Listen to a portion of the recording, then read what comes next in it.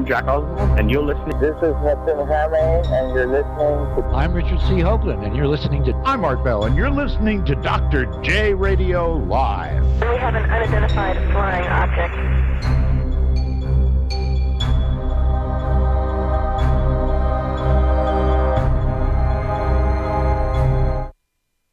Welcome back to another great episode of Dr. J Radio Live. I'm your host, Dr. J, broadcasting from the City of Angels or City of Demons, depending on who you ask. And we are internationally syndicated via late night in the Midlands with the terrestrial networks associated with it right here in the United States, as well as deprogram radio in the United Kingdom with their terrestrial networks around London, Leeds, and of course people listening in EU because of deprogrammed or because of LNM. As always, we bring for you great shows, great programming, diverse topics, diverse guests, and keeping up with our two guest shows, you're getting another powerhouse, two guests in the 2 hours. Now, because tomorrow, November 6th, is the midterm elections throughout the entire United States, the entire world is looking at us and upon us right now to see what's going to happen. Clearly, since President Donald J. Trump was elected, things were never going to be the same and are not the same from before, from the establishment presidents. Many people can search and find pictures of the Bushes with the Clintons hanging out. So it almost doesn't even matter if they call themselves Republican or Democrat, because to me, they're all just establishment.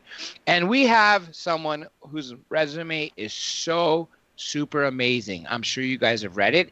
Also, before you heard him this past Thursday, you probably heard me literally brag about this gentleman, what he's done.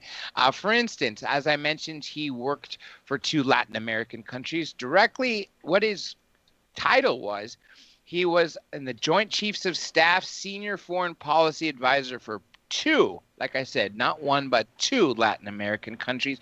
And he was involved in Soviet intelligence for 24 years, and he still works as an analyst. And he is a doctor of conceptual intelligence and so much more. And let me throw this into you folks, because very few people can ever say they've been nominated for the Nobel Peace Prize, and for him it was 2015. He should have gotten it, and I wouldn't be surprised if one day you hear the Nobel Peace Prize being awarded to the one and only Miss Dr. Daniel Estulin. Dr. Estulin, welcome back, my friend. It's wonderful to be on your show again. I was very much looking forward to this return appearance. And again, thank you for all this and to all your audience for wanting to have me back. Absolutely. Everyone did enjoy you, and that's why when we did that first 1 hour pre-recording and I said, could we do a live show? I'm so much happier that we're here on live today. So because we talked about last time, we at least alluded to the book that I'm in the middle of reading, In the Shadows of a Presidency, which, as you mentioned before, and I could concur, is unlike any book written on president, especially this president, because he's anything but conventional.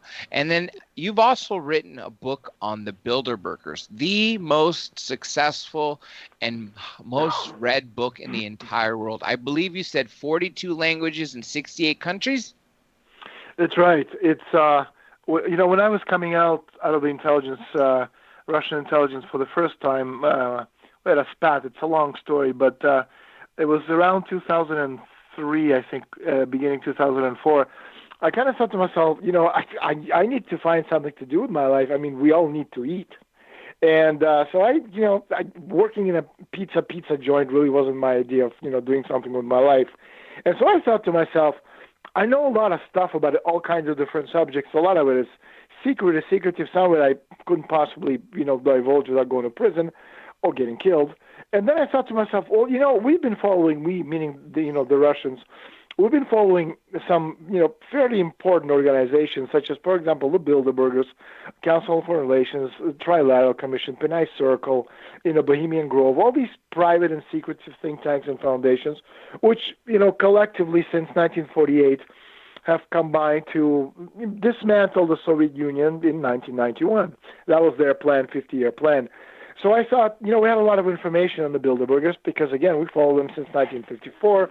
We had their annual conferences, all the documentation, which, was obviously divulged internally, between and amongst its members.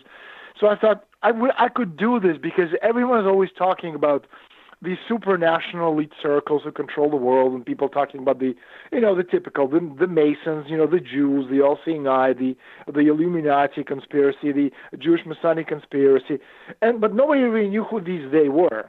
And so I thought to myself, because I had so much information on these people, and we knew so much about what they were, I thought of writing this book, and I was kind of hoping, if things went fairly well, I may sell 3,000 or 4,000 or 5,000 copies, and I'll get a little bit of money. Well, the book came out.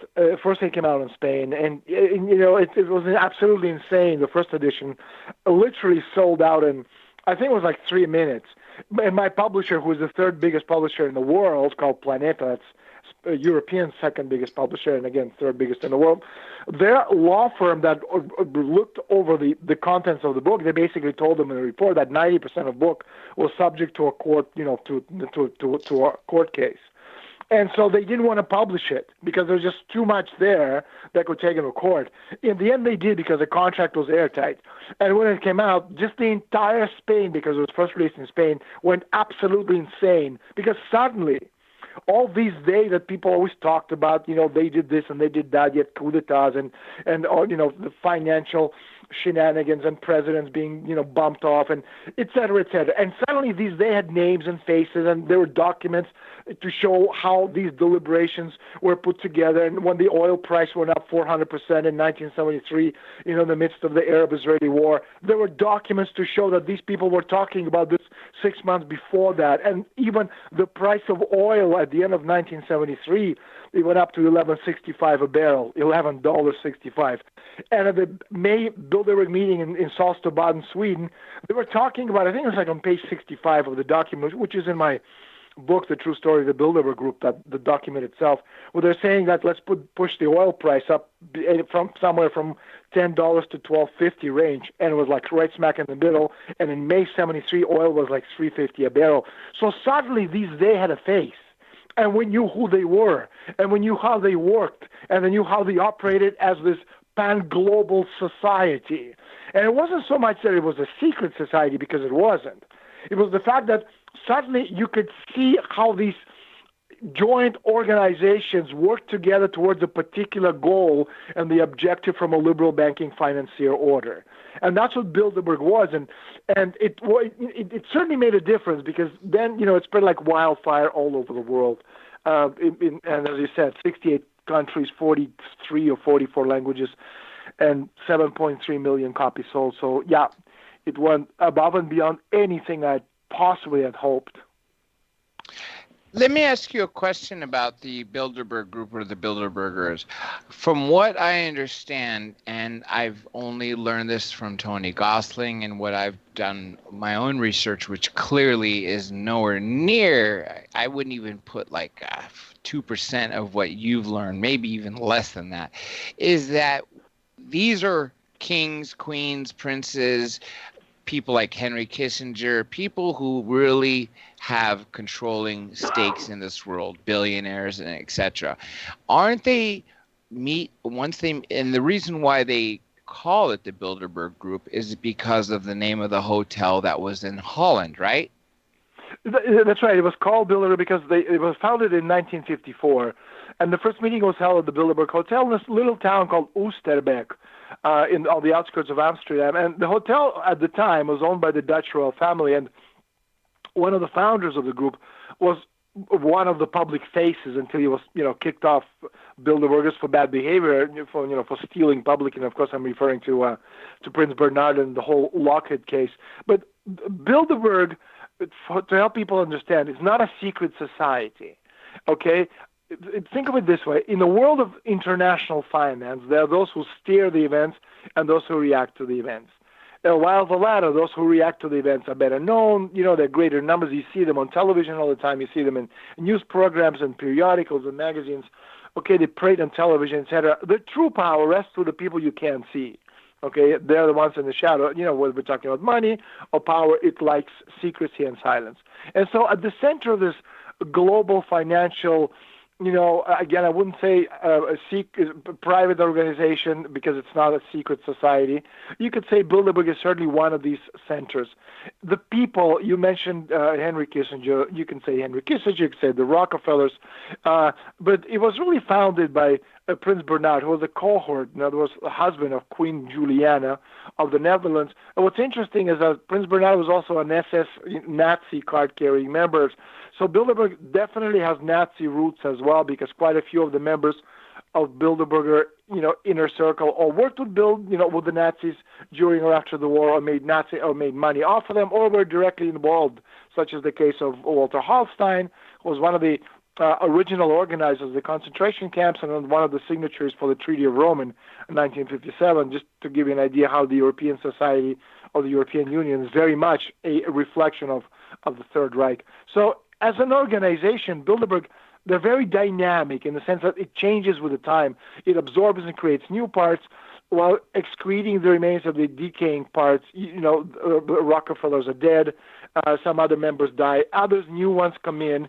And what we see is how the old guard, again, the Rockefellers, the Schmidts, the Kissingers, who are getting on, the Brzezinski, who is no longer there. Okay, so members come and go, but what doesn't change is the system itself. It is a self-perpetuating liberal banking financier system, a virtual spider web of a central locked financial, political, economic industry with this Venetian ultramontane fondi, meaning funds, model of the center, where in the old days fondies, basically families put their money together and created a fund, which is, when we're talking about whether we're talking about American dynasties such as the Rockefellers or the Rothschilds, it's not that David Rockefeller has a lot of money. It's the fact that they, as a family, putting all their money together, can certainly move the dialectic. And, again, when we're talking about Bilderbergers, we can also talk in the same sentence about the Trilateral Commission or Council on Foreign Relations, but these are not secret societies. It is not some, crazy Jewish Masonic conspiracy. There is really no conspiracy, okay? It is a meeting of people who represent a certain ideology, and I guess it's a medium bringing together financial institutions, which are the world's most powerful and predatory financial interests, and they're the enemies of Donald Trump and the interests he represents. So, and at this time, I guess we could say that this combination of all these different groups, which are many of the worst enemies of humanity. And again, with the Bilderbergers and company, we can include think tanks, foundations, be it international organizations such as International Monetary Fund, World Bank. All of the key members of these international organizations, they all attend Bilderberger meeting, which is, again, it's not world, it's a former NATO alliance, Western Europe, Canada, and the United States. That's Bilderberg. And then you have Trilateral Commission, Americas, Europe, and Asia, thus Trilateral, created by David Rockefeller and Zbigniew Brzezinski in 1973, and the Council on Foreign Relations, which is a sister organization, which was kind of created out of the organization called the Round Table, Cecil Rhodes Round Table, back in the end of the 19th century, and the Council on Foreign Relations just as an American branch. So when you're looking at people at the organizations they belong to, often you see two people debating. One representing a conservative who supposedly voiced, the other one a liberal. But if you look at which groups they belong to, you realize that they're all working for the same masters, if you know what I mean. I do. I definitely do. And we actually talked about this, I believe, off air last time when I interviewed you about Mr. or the Honorable Paul Hellyer, where in his book, The Money Mafia, he spends considerable amount of time talking about the Trilateral Commission, the IMF, and other things which he says are some of the worst enemies of humanity. Can you tell us in detail what those groups and what they do and how they affect us Americans directly? Well, again, you have to understand that the idea behind all of these societies is to create a dialectic towards their final objective, which is basically control of the entire world. They were able to achieve that in 1991 with the collapse of the Soviet bloc, and basically the Western liberal banking financier order captured the entire world. But the problem that they have today is because there's no such thing as infinite growth on a finite planet. As soon as they conquered the Soviet space, they came to what Karl Marx anticipated 200 years ago, which is what's going to happen when you conquer the entire planet and you have the entire planet under your control. How are you going to expand? And you can't expand, okay? Which means that they had a problem, and they realized that the banking financiers, they realized in the year 2000 they had a big problem. They had nowhere else to expand. And that's when the trouble really started. We had if you remember, the dot-com bubble, then you had the Lehman Brothers collapse, and, it just took off from there. And the 2008, I think it was a watershed moment because it really showed these people that the model, which worked since 1944, and all of these secret and private organizations, be it the Bilderberg, again, Trilateral Commission, World Bank, International Monetary Fund, World Trade Organization, all of these organizations, they're part of the same group, which is, again, a liberal banking financier crowd. Call it the deep state, call it Wall Street based, it doesn't matter, but it's the liberal banking financier crowd. And what Trump is doing, going back to Donald Trump and tomorrow's elections, is with Trump's presidency, we have a choice. Or you elect the people who are Trump's enemies, which means you are feeding the liberal banking financiers who are willing to save the world at the expense of the United States. Or if you elect the people who are pro-Trump, which means you're saving the United States at the expense of the entire liberal banking financier order. By doing that, you're also helping nation states, meaning countries, to survive, because every country on the planet is under the control of the same liberal financial interests. It's not only the United States. A lot of people think that this is only the American phenomenon. It's not. One of the reasons Donald Trump is fighting against Prime Minister of Canada, Chancellor in Germany, Prime Minister in England, President of France, the General Director of International Monetary Fund, the World Bank is trying to dismantle the World Trade Organization. All of these organizations and countries and people who are running them are the enemies of the United States and thus also the enemies of humanity. Okay, not because Trump is crazy and he doesn't know what he's doing because allegedly these are our friends, historically speaking. No, they're not our friends. They've been friends of the United States because every president before Donald Trump, we can go back to Nixon. He was the last president who tried to do something, and we know what happened to him. After that, every president, whether it's Republican or Democrat, they're all been run by the liberal banking financier order. When I say that, I don't mean some, Jewish Masonic conspiracy sitting in the middle of a cave and God knows where, controlling the world on a computer by pressing buttons. I'm talking about people, speculators, financiers who play with numbers on a computer, who don't produce anything at all, who have created this $4 quadrillion global bubble, which basically is a threat to humanity. These are our enemies, and we can talk about the Soroses, we can talk about the Rockefellers, we can talk about Wall Street, the establishment of Washington. The reason the system is the enemy is because since 1944, for the past 3 generations, all of the levels of society, especially business, administration, bureaucracy, they've all been weaned by the same liberal financial circles. And these are the people that Donald Trump today is methodically dismantling. One friend we have in common, Joel Skousen, said that the caravan coming from Central America to the United States is actually being funded by George Soros. Do you know if that's true, or have you heard that? I don't know. I have no idea because, again, when I say I'm a doctor of conceptual intelligence, it means that just imagine you and I in an airplane, and we'll look from 35,000 feet, and we take everything in on the planet Earth. What happens individually, in a small group of people doesn't really matter to me, because once you understand conceptually what's going on, the rest is very easy. And conceptually, the background to this entire thing is you have a collapse of a financial model. There's no way to save Bretton Woods because we're at the end of the road, because there's nowhere to go. You can't grow anymore because we've reached the limit to growth, which means you're seeing this worldwide, not only in the United States, but everywhere. China, Japan, Southeast Asia, India, Russia, Europe, the Middle East, doesn't matter where you look. Wars are breaking out all over the world for this very reason, which means that the elite circles who lost access to this little machine that you and I unfortunately don't have, Dr. J, which machine that prints money, okay, the emission center, that printed $2.5 trillion between 2008 2014, thanks to Barack Obama, out of thin air, by the way, okay, not backed by anything at all. They lost access to that machine, which means that if you don't print the money, you lose. And so they need to get rid of Donald Trump one way or another. And whether it's the caravan, whether it's, the Kavanaugh nomination, whether it's some other craziness we're seeing out there, such as, what's her name, Stormy Daniels, a lady of questionable character. We're not going to call her what she really is because I don't think you're allowed to on radio. But the point is that all of these examples are the same examples we can give you, if we're talking about Russia.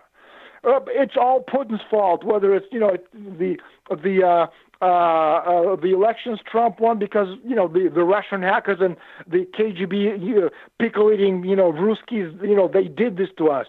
Whether it's the Skripal case in England, whether it's like any of this other lunacy we're seeing out there. Because, again, Trump and Putin are both right-wing conservatives.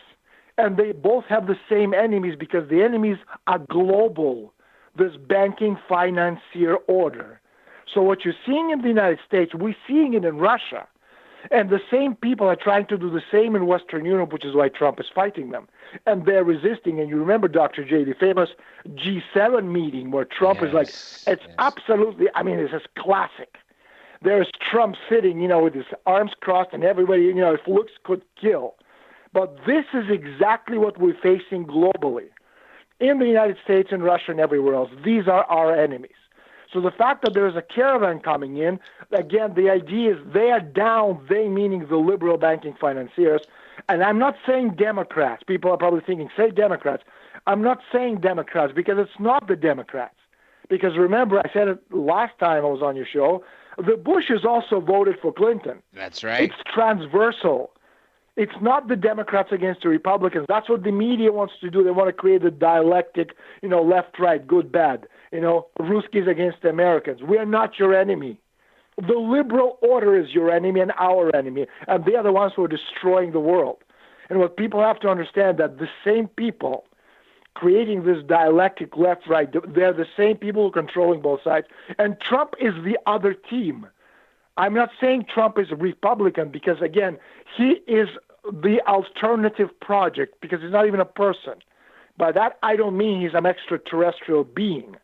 By that, I mean he's the result of this dismantling of the economic system we're seeing right now. Because behind Donald Trump, you have European aristocracy, you have the Rothschilds, you have the Queen of England, you have, the royal houses, you have the Vatican, you have City, not London, but City, the epicenter of the empire, you have Singapore, and you have Hong Kong. And these people, they understand that if the system collapses and everything goes to hell, they lose everything historically because, again, these people are landowners and they own all the land.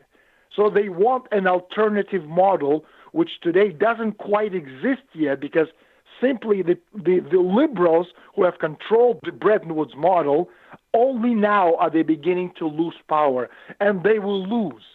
And that is why it's so important tomorrow that people vote and make the right choices because this is the most important election in the history of 20th century. I'm not going to say in the history of the United States, but certainly in the 20th century because if you vote right, and Trump wins, and I'm not saying it as an American because I'm not American, but I understand how policy works. If we can make our vote count, and I obviously can't vote in the American elections, but the people who can vote and you vote for Donald Trump, you're voting for a nation state, meaning a country at the expense of the global liberal banking financier, Bilderberg Trilateral Commission, Rockefeller, Soros and Company order. There is a guest I've had. His name is Dr. Shiva Ayyadurai, and he is running for United States Senate in Massachusetts. He is a MAGA candidate, Make America Great Again. However, he said he could not run as a Republican because even in Massachusetts, the Republicans are anti-Trump. They're establishment. Well, of course they are. Of course they are. There you go. Because, again, conceptually speaking, the caravan thing, it's there for a reason because, again, the liberals need to dislodge Trump. They will use anything at their disposal because they're down to the last out. If they lose tomorrow, and they will lose tomorrow, okay, they will lose tomorrow. Trump goes on and wins in 2020. I don't care if he runs against, what's her name, Oprah Winfrey, Santa Claus, or any one of the other, clowns these people put up. He's going to go and win in 2020, and we will dismantle globally the liberal banking financier order. And Trump and Putin, who are going to meet on the sideline of G20, they have a lot to talk about. And one of the reasons, again, why these two individuals, who are both nuclear superpowers and who have no trouble agreeing with each other, because they have, I haven't been able to meet but once in the last 2 years, is because the deep state have gone out of their way to make sure that these two don't meet. Because, again, one of the things about what most people don't understand about how government works, Donald Trump can bring his own, because think of a pyramid. Trump can bring his own top people with him. And most of the people he brought in, they're people from the world of business. They're not, lifelong bureaucrats. And so running a company is not the same as running a government, because running a government, there are so many levels when you start mid-level bureaucracy and down. I mean, these people are lifelong bureaucrats. And because they've all been weaned within the liberal banking financier order, you simply don't have the resources, the tools, or the know-how to get rid of them or catch them doing something illegal, because they've been doing this for the past 40 or 50 years. And without catching them at something, you can't get rid of them, which means that Trump is fighting not only top bureaucrats within his own inner circle who are all his enemies, as is Putin, as is other world leaders, but he also on daily basis has to deal with a lot of the things people are saying, well, this guy is crazy. I mean, he says one thing, does another thing. It's not like he does another thing, but because he's surrounded by enemies, and he doesn't know who they are, because they're all, we're seeing it through, thanks to, what's his name, James O'Keefe, and the Veritas Project. We're beginning to see it now.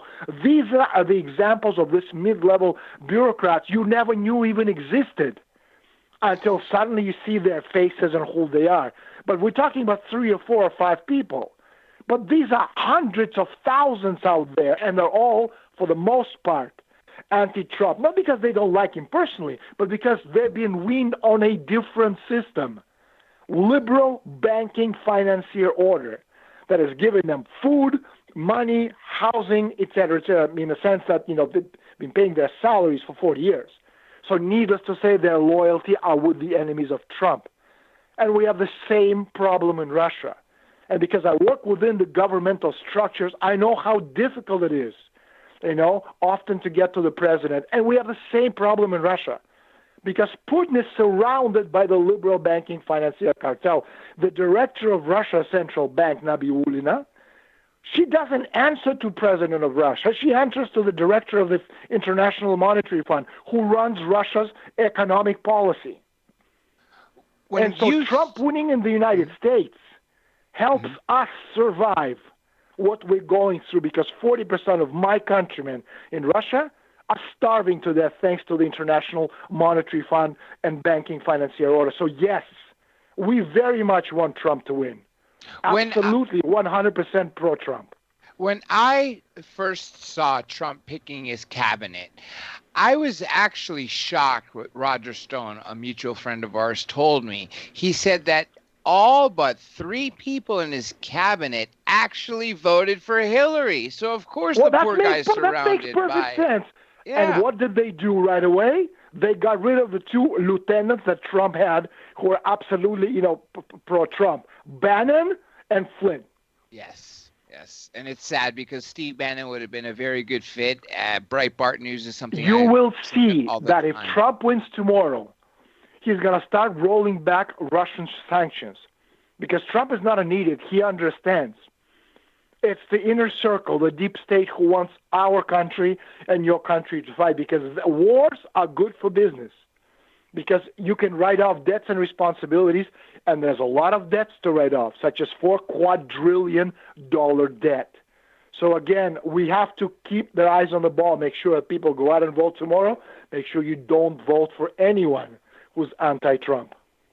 And more than that, just like you said, who's anti-Trump, the people that no matter what state you are, if people are running for the House of Representatives, the lower house, or the upper house, the Senate, the people that I would like to for everyone listening to focus on is the people that President Trump campaigned for and said, this person is going to advance the Make America Great Again, idea, slogan, or everything that he has in store for us, the agenda. Because the people who are running as Republicans, for instance, with Elizabeth Warren, the Democrat, and the independent Dr. Shiva. Yeah, Pocahontas. It's ironic because Dr. Shiva Ayyadurai actually did send her a DNA test. He sent her 3 that she declined and even sent back, but she finally took it. I think she shot herself in the foot. But the point is, if Trump hasn't gone to one of his rallies and endorsed someone and said, this person, if elected or reelected, is going to help advance our MAGA agenda, those are the people that we should be focusing on, not just because they have the R or the D next to them, just like you said. And let me say something about Putin.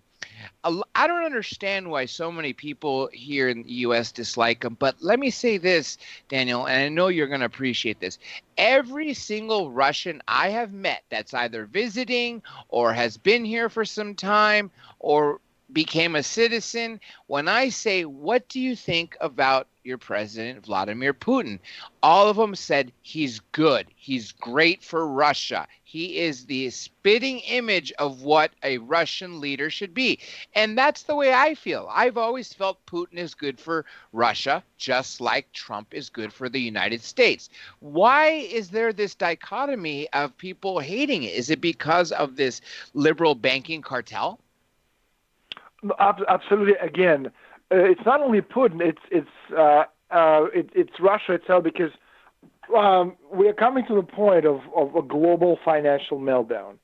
When that comes very, very shortly, there's going to be global reckoning with who is responsible. Somebody has to pay the price. So the liberal banking financier deep state is looking around, and they're looking, for a scapegoat. They're thinking, well, we can't really pin it on bin Laden. He's dead.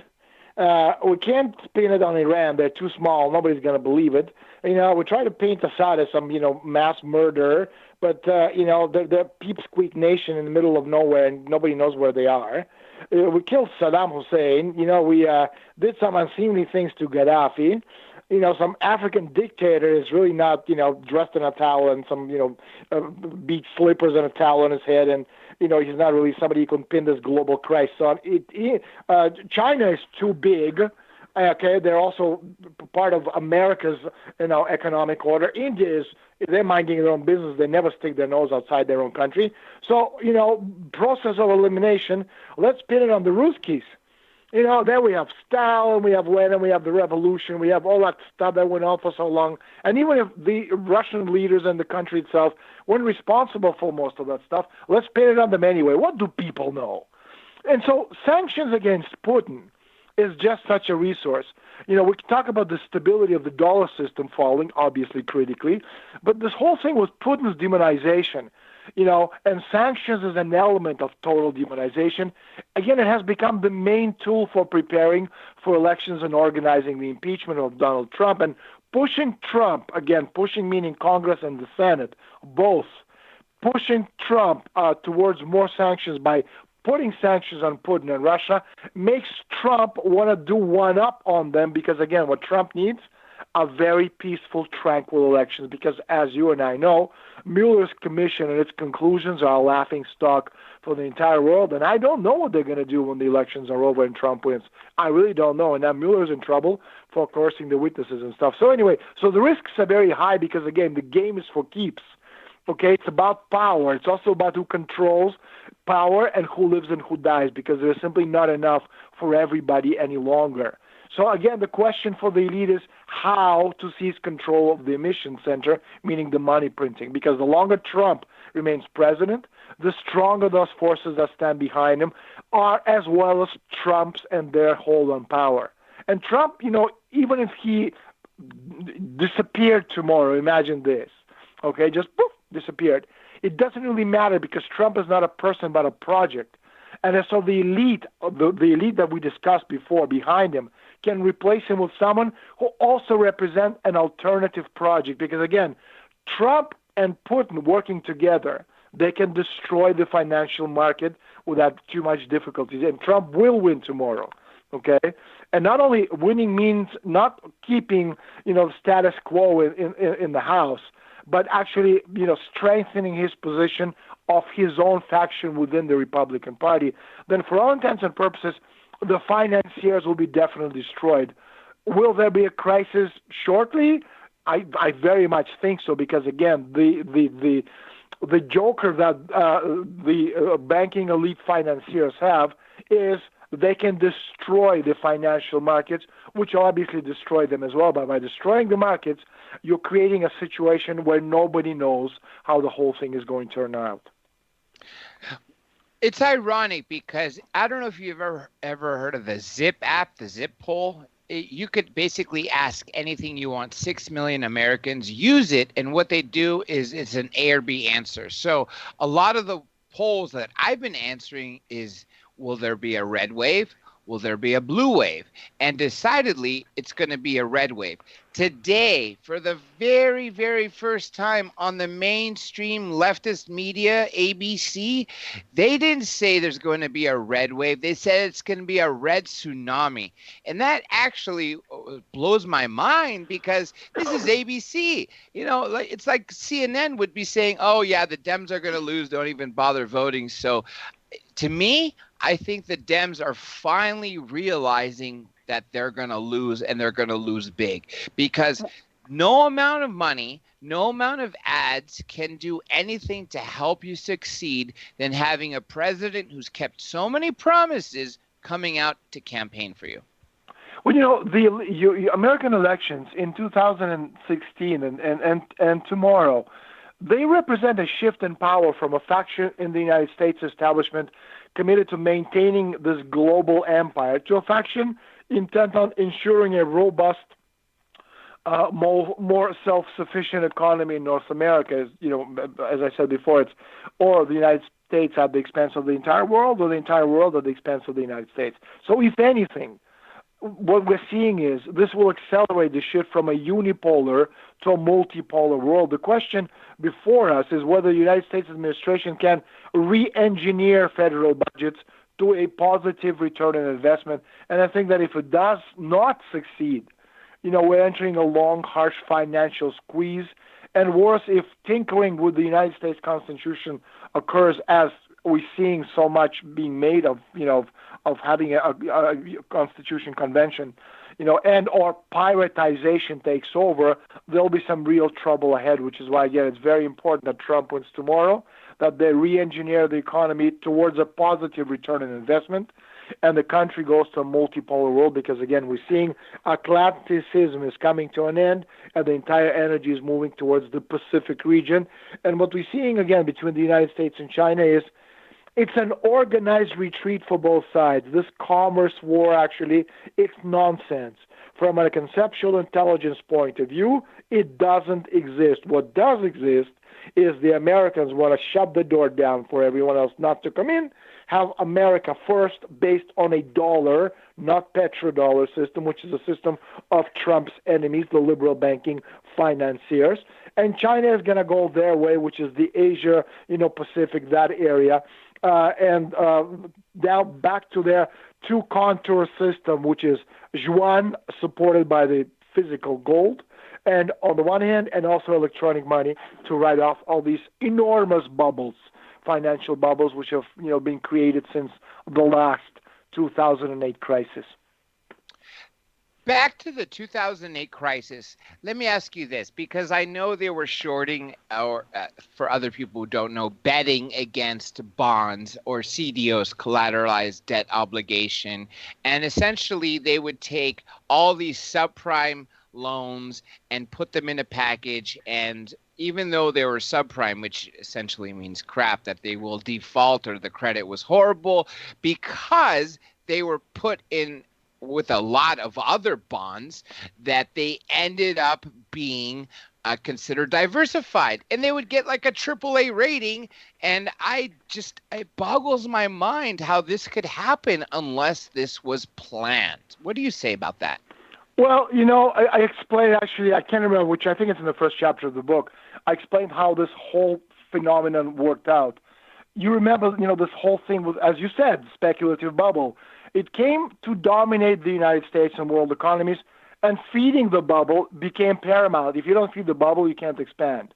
Among other things, this led to a sharp run-up in real estate values to provide wealth, quote unquote, which could be turned into mortgage debt, and then into wild assortment of securities to be used with lots of leverage to play in the derivatives markets.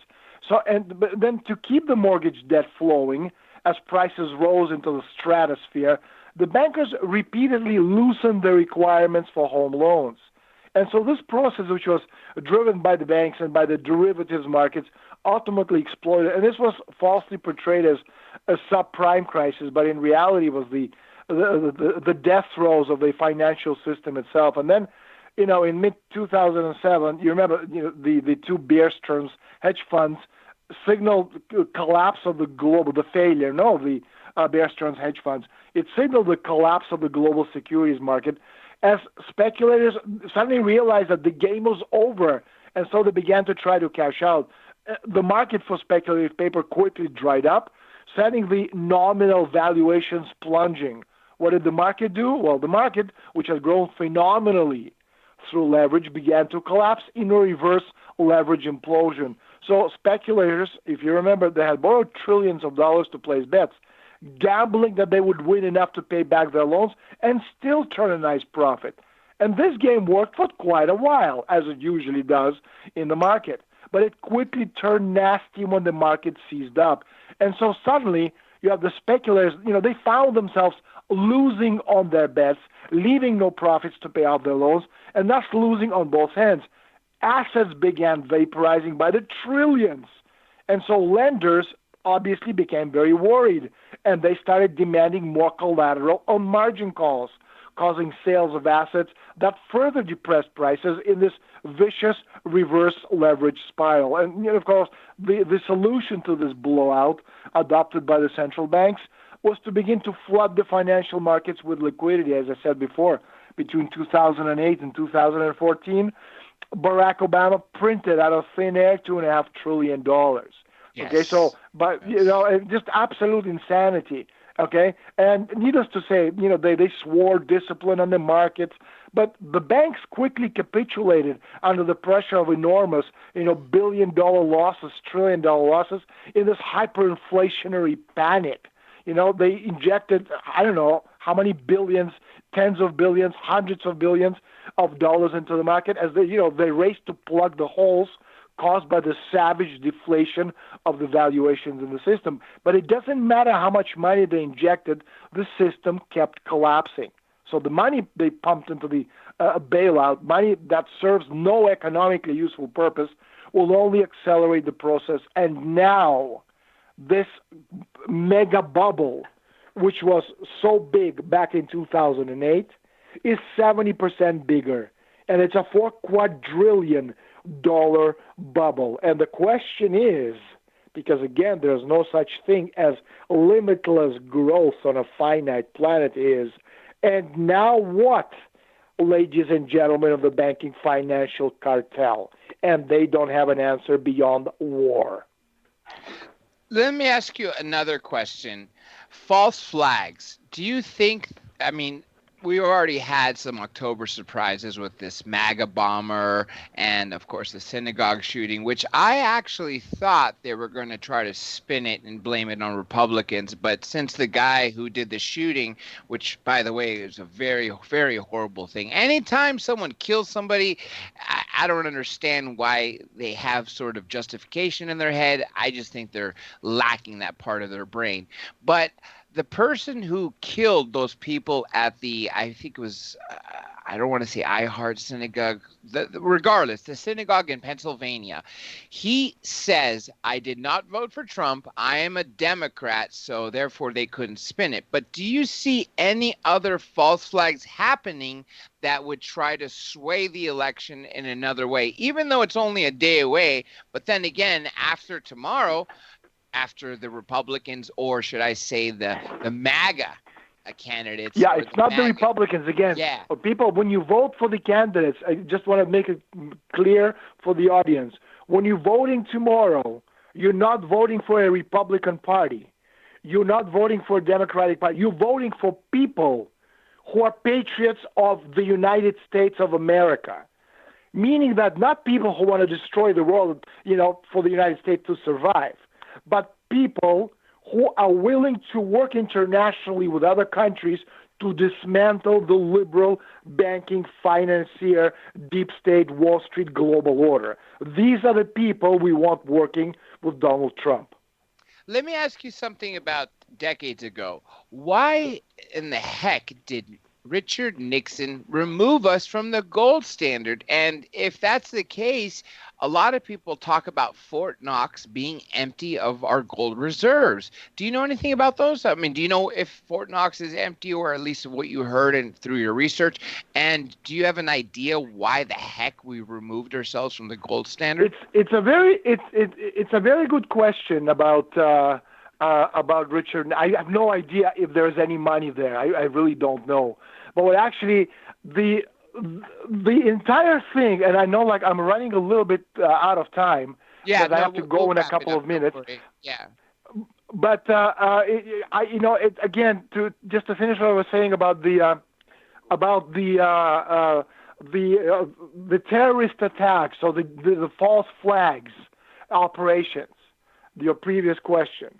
One of the things that they can definitely do, okay, is cause the collapse of the economy. They can certainly do that. They don't need to do it today. They could do it later, whether it's tomorrow, whether it's in a couple of weeks. But they certainly have a possibility of dismantling the system. Now, as far as the Bretton Woods is concerned, if people remember the post-war Bretton Woods system, it was an international treaty agreement for regulating world trade and monetary and also financial stability.